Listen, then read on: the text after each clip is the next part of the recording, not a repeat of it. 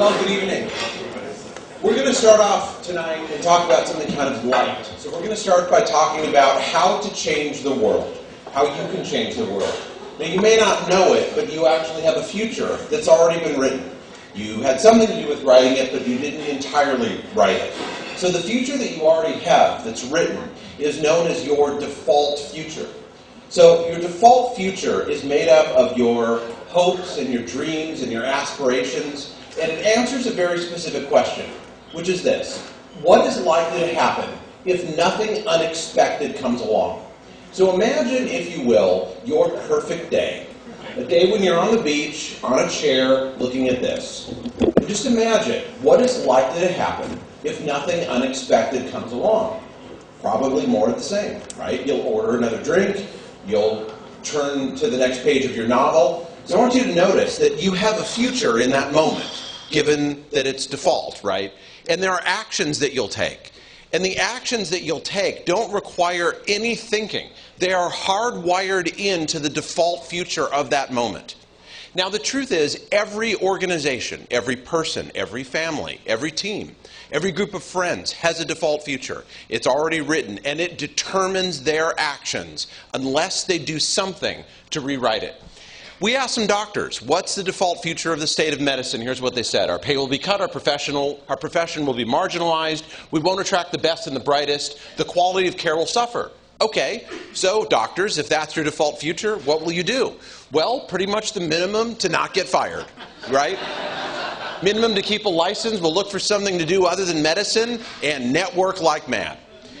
Well, what about the fact that we're in California? We walked to a big state agency and said, so what's your default future? And they said, well, the politicians and the executives are going to keep cutting our budgets. There's going to be layoffs. Morale will fall to basically zero. It's just going to be misery all around.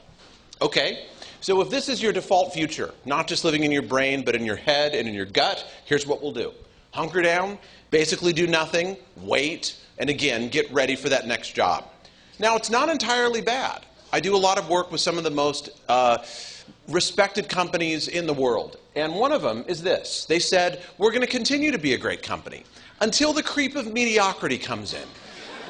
And we'll become complacent and arrogant. And one day we'll wake up and say, how in the hell did we become General Motors? Now, given that, here's what they said we'll do. Enjoy the ride, take fewer risks, keep doing what we're doing right now, and basically wait. Okay?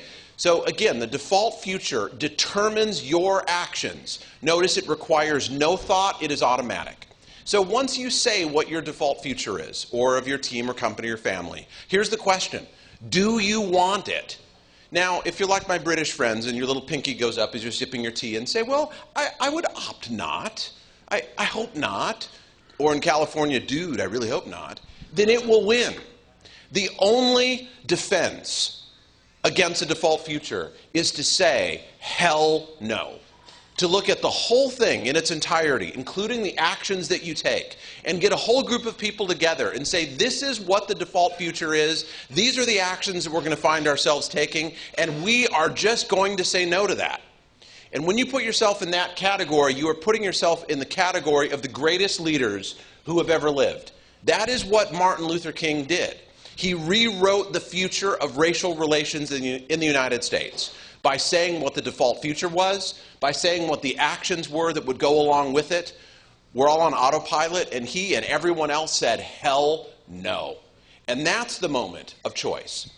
We call this the battle of the futures. There are two and only two roads. One of them is the default future. If you like it, don't do anything. It'll happen. It's coming at you. Or you can invent your own future by asking the question, if I don't want that, like Martin Luther King said, what do you want instead? Now you get to pick up the paintbrush and redo the future the way you want it. And ask yourself, what are very specific actions that are consistent with the future I want, not with the future that's coming at me? So let's bring all this home. You articulate the default future. You get a group of people together. And together you say, yes, that's it. That is the default future. And hell no. Then what? Then you start asking the group, the tribe.